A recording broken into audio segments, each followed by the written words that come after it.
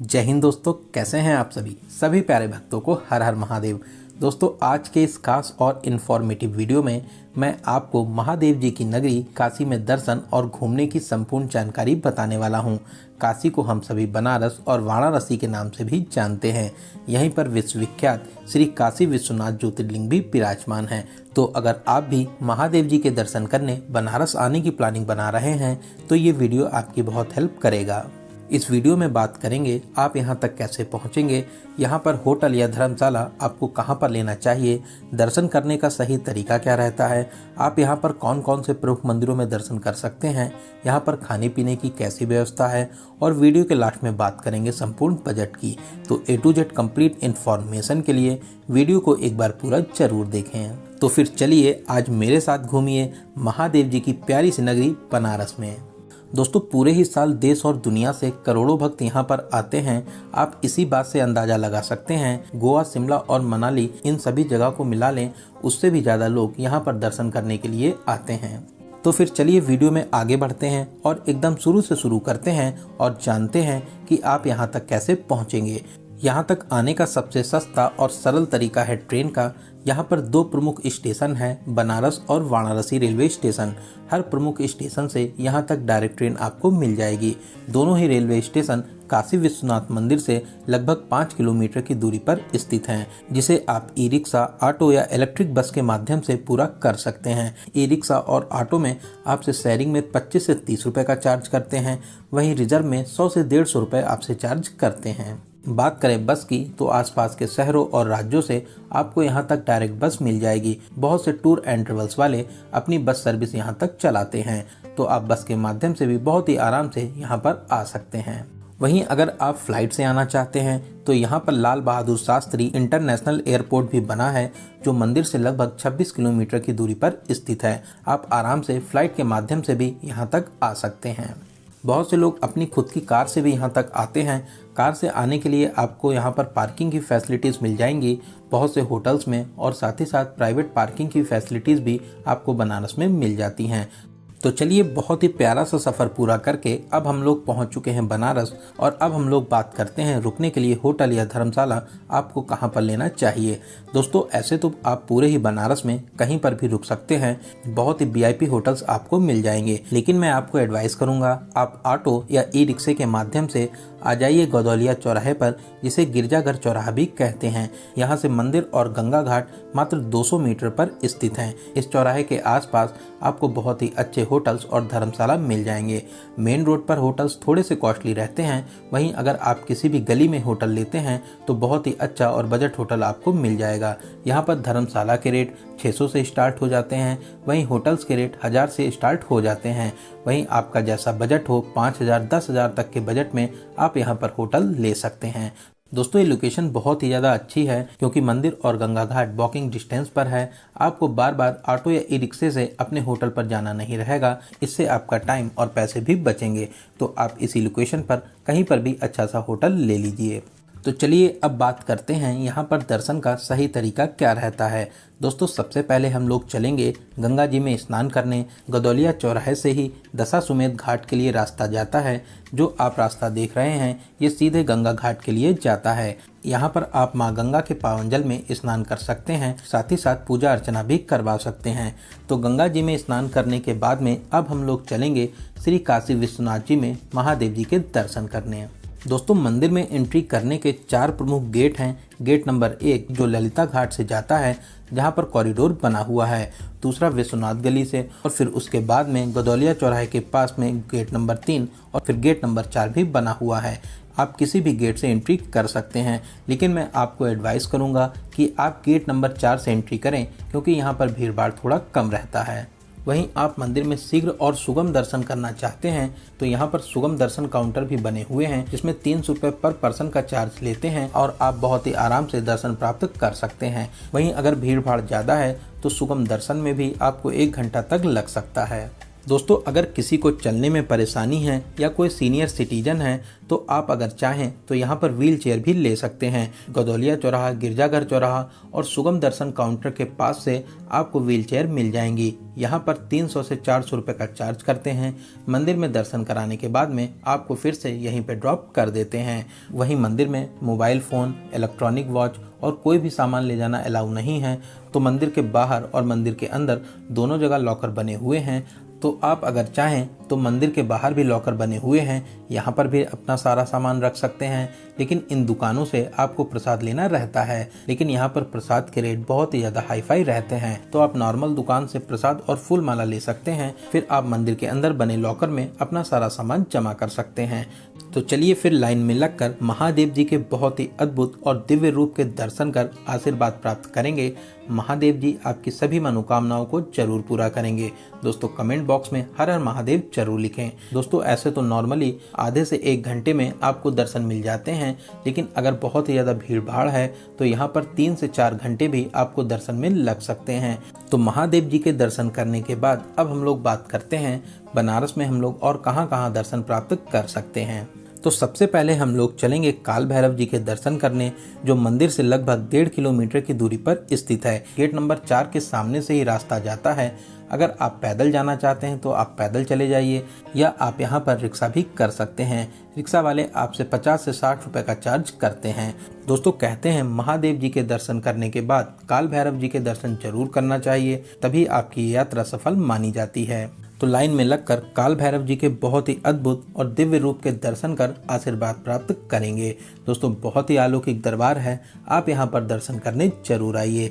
तो दोस्तों काल भैरव जी के दर्शन करने के बाद में अब हम लोग चलेंगे ललिता घाट। अगर आप चाहें तो बनारस की पतली पतली कुंज गलियों से होते हुए मात्र 500 मीटर की दूरी को पूरा कर यहाँ तक आ जाएंगे, या आप मेन रोड से रिक्शे के माध्यम से भी यहाँ तक आ सकते हैं। यहाँ पर नेपाली मंदिर और पशुपतनाथ मंदिर में दर्शन करेंगे, ये भी यहाँ के बहुत ही ज्यादा प्रसिद्ध मंदिर हैं। तो यहाँ पर दर्शन करने के बाद में अब हम लोग चलेंगे विशालाक्षी मंदिर में दर्शन करने के लिए, जो माता रानी का बहुत ही पवित्र और अलौकिक दरबार है। मंदिर में प्रवेश कर माता रानी के बहुत ही अलौकिक और दिव्य रूप के दर्शन करेंगे। दोस्तों ये मंदिर बहुत ही ज्यादा फेमस मंदिर है, आप यहाँ पर दर्शन करने जरूर आइए। फिर विशालाक्षी मंदिर में दर्शन करने के बाद अब हम लोग चलेंगे अन्नपूर्णा मंदिर में दर्शन करने, जो यहाँ से कुछ ही दूरी पर स्थित है। मंदिर में दर्शन करने के साथ ही साथ यहाँ पर अन्नपूर्णा रसोई भी बनी हुई है। यहाँ पर आप प्रसाद स्वरूप भोजन जरूर करें, बहुत ही पवित्र और स्वादिष्ट भोजन आपको यहाँ पर मिलता है। दोस्तों बहुत ही पवित्र रसोई है, आप यहाँ पर भोजन जरूर करें। तो इन सभी मंदिरों में दर्शन करने के बाद में अब हम लोग फिर से आ जाएंगे दशाश्वमेध घाट पर। दोस्तों बनारस को मंदिरों और घाटों का शहर भी कहते हैं, सभी घाटों की विशेष मान्यताएं भी हैं। अगर आप इन सभी घाटों के दर्शन करना चाहते हैं तो सबसे सस्ता और सरल तरीका है नाव से। आप नाव के माध्यम से इन सभी घाटों के दर्शन कर सकते हैं। नाव वाले आपसे शेयरिंग में 100 रुपए का चार्ज करते हैं, करीब 40 से 45 घाट के आपको दर्शन कराते हैं। वहीं आप अगर चाहें अपनी पर्सनल नाव से भी जा सकते हैं, इसमें आपसे 800 से 1000 रुपये का चार्ज करते हैं। अगर आप सभी 84 घाट के दर्शन करना चाहते हैं तो इसके लिए आपसे 1200 से 1500 रुपये का चार्ज करते हैं।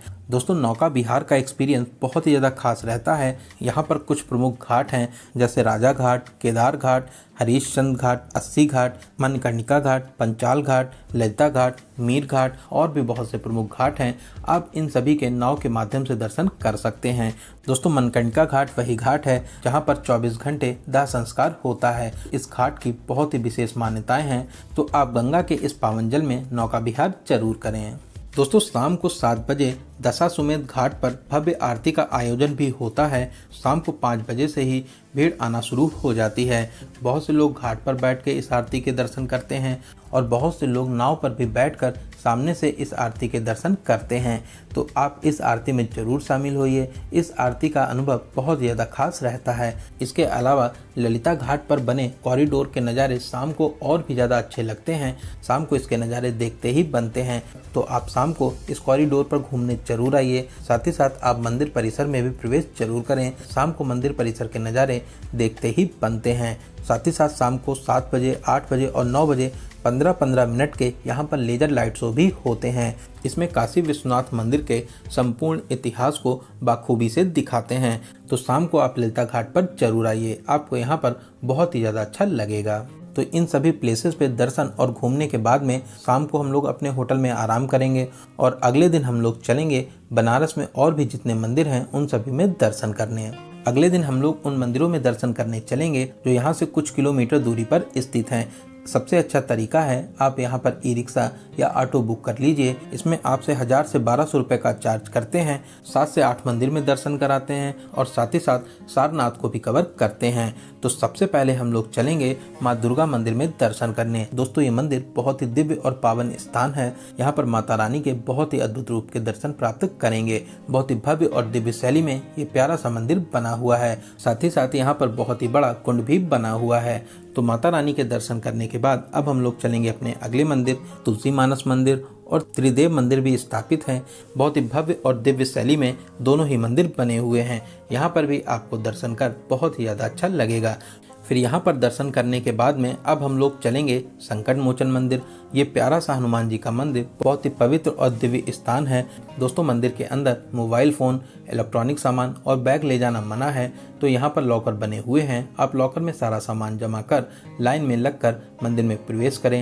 हनुमान जी के बहुत ही दिव्य और अलौकिक रूप के दर्शन कर आशीर्वाद प्राप्त कर सकते हैं। दोस्तों बहुत ही विशाल प्रांगण में ये प्यारा सा मंदिर स्थापित है। यहाँ पर दर्शन कर आपको बहुत ही ज़्यादा शांति और सुकून मिलेगा। तो यहाँ पर दर्शन करने के बाद अब हम लोग चलेंगे बनारस के बहुत ही प्रसिद्ध मंदिर विश्वनाथ मंदिर में दर्शन करने, जिसे बिरला मंदिर भी कहते हैं, जो बनारस हिंदू विश्वविद्यालय परिसर में स्थित है। तो बीएचयू कैंपस में प्रवेश कर अब हम लोग आ जाएंगे मंदिर के पास में। दोस्तों आप वीडियो में देख ही सकते हैं कितना दिव्य भव्य और अलौकिक मंदिर बना हुआ है। दोस्तों मंदिर में प्रवेश कर महादेव जी के बहुत ही अद्भुत रूप के दर्शन करेंगे। साथ ही साथ और भी देवी देवता यहाँ पर विराजमान हैं, सभी के दर्शन कर आशीर्वाद प्राप्त करेंगे। मंदिर परिसर में ही बहुत ही प्यारा सा पार्क बना हुआ है। आप यहाँ पर कुछ देर जरूर बैठें, आपको बहुत ही ज़्यादा अच्छा लगेगा। साथ ही साथ आप अपनी प्यारी प्यारी यहाँ पर फोटोशूट भी करा सकते हैं। दोस्तों बहुत ही अलौकिक स्थान है, आप यहाँ पर दर्शन करने जरूर आइए। यहाँ पर दर्शन कर आपको बहुत ही ज़्यादा अच्छा लगेगा। इन मंदिरों के अलावा आप मणि मंदिर, भारत माता मंदिर और इस्कॉन मंदिर में भी दर्शन कर सकते हैं। फिर यहाँ पर दर्शन करने के बाद में अब हम लोग चलेंगे सारनाथ। सारनाथ में बहुत ही फेमस बुद्ध स्तूप स्थापित है। साथ ही साथ यहाँ पर कुछ बुद्ध मंदिर भी बने हुए हैं। आप इन सभी में बहुत ही अच्छे तरीके से दर्शन करें। साथ ही साथ अपना कुछ क्वालिटी टाइम यहाँ पर जरूर स्पेंड करें। आपको यहाँ पर बहुत ही ज़्यादा शांति और सुकून मिलेगा। दोस्तों बहुत पवित्र स्थान है, मैक्सिमम लोग यहाँ पर दर्शन करने जरूर आते हैं। फिर सारनाथ में दर्शन और घूमने के बाद में अब हम लोग चलेंगे सर्ववेद महामंदिर धाम में दर्शन करने। कुछ ही समय पहले ये विशाल मंदिर बना है। बहुत ही दिव्य और अलौकिक स्थान है। बहुत ही विशाल प्रांगण में ये प्यारा सा मंदिर बना हुआ है। आप अपनी लिस्ट में इस मंदिर को जरूर शामिल करें। यहाँ पर दर्शन कर आपको बहुत ही ज़्यादा अच्छा लगेगा। तो दोस्तों बनारस के ये सभी प्रमुख मंदिर थे। आप अपनी लिस्ट में इन मंदिरों को जरूर शामिल करें। साथ ही साथ आप इन सभी मंदिरों में दर्शन करने जरूर आइए। तो चलिए अब हम लोग बात करते हैं खाने पीने की। दोस्तों बनारस अपने खान पान के लिए बहुत ही ज़्यादा फेमस है। आप यहाँ की फेमस टिक्की, कचौड़ी, लस्सी, कुल्फ़ी इन सभी को जरूर ट्राई करें। इनके भी टेस्ट बहुत ही ज़्यादा निराले रहते हैं। साथ ही साथ यहाँ पर खाने पीने के लिए बहुत ही बड़े और वीआईपी रेस्टोरेंट भी बने हुए हैं। इसके अलावा आप यहाँ पर स्ट्रीट फूड को भी ट्राई कर सकते हैं। इसके भी टेस्ट बहुत ही ज़्यादा खास रहते हैं। तो बनारस में आपको खाने पीने की कोई भी कमी नहीं मिलेगी। तो चलिए अब हम लोग बात करते हैं यहाँ पर आने का सबसे अच्छा समय कौन सा रहता है और आपको कितने दिनों का यहाँ का टूर प्लान बनाना चाहिए। दोस्तों ऐसे तो पूरे ही साल लाखों करोड़ों भक्त यहाँ पर दर्शन करने आते हैं, लेकिन मार्च, अप्रैल, मई और जून और साथ ही साथ सावन में यहाँ पर रिकॉर्ड तोड़ भीड़ होती है। तो आपके पास में जब भी टाइम हो आप यहाँ पर दर्शन करने आ सकते हैं। बात करें कितने दिनों का आपको प्लान बनाना चाहिए, तो मैं आपको एडवाइस करूँगा आपको कम से कम 1 नाइट का स्टे यहाँ पर जरूर करना चाहिए। अगर आप बनारस को और भी अच्छे तरीके से घूमना चाहते हैं तो फिर आप कम से कम 2 नाइट का स्टे यहाँ पर बना सकते हैं। आप इतने समय में बनारस को बहुत ही अच्छे से घूम लेंगे। तो चलिए अब बात करते हैं सबसे ज़रूरी क्वेश्चन बजट की। कितने बजट में आप इस पावन यात्रा को पूरा कर लेंगे। दोस्तों मैं मान के चलता हूँ कि आप कम से कम 2 या 3 लोग तो यहाँ पर दर्शन करने आएंगे ही आएंगे, क्योंकि 2 या 3 लोगों में आपका बजट बहुत ही अच्छे तरीके से डिवाइड हो जाता है। अगर आप 2 डेज़ और 1 नाइट का प्लान बनाते हैं तो आप मान के चलिए कि 3000 से 3500 प्लस ट्रेन टिकट, इतने बजट में बहुत ही अच्छे तरीके से इस पावन यात्रा को पूरा कर लेंगे। वहीं अगर आप 2 नाइट का स्टे यहाँ पे बनाते हैं तो आप मान के चलिए कि 3500 से 4000 प्लस ट्रेन टिकट, इतने बजट में आप इस पावन यात्रा को पूरा कर लेंगे। वहीं दोस्तों अगर आपके पास में बजट की कोई भी प्रॉब्लम नहीं है तो आप यहाँ पर बहुत ही VIP 5 स्टार होटल भी ले सकते हैं। फिर आप अपने बजट के हिसाब से इस पावन यात्रा को पूरा कर सकते हैं। तो दोस्तों यहाँ पर मैंने आपको बनारस में दर्शन और घूमने की हर एक छोटी बड़ी जानकारी को बहुत ही अच्छे और सही तरीके से देने की पूरी कोशिश की है। अगर फिर भी आपके कोई क्वेश्चन रह जाते हैं तो आप कमेंट के माध्यम से पूछ सकते हैं। बहुत ही जल्दी आपके कमेंट का रिप्लाई दिया जाएगा। दोस्तों आप ये वीडियो कहाँ से देख रहे हैं और आपको ये वीडियो कैसा लगा कमेंट बॉक्स में जरूर बताइएगा। दोस्तों अगर अभी तक आप इस वीडियो में बने हुए हैं तो इसका मतलब आपको ये वीडियो जरूर अच्छा लगा होगा।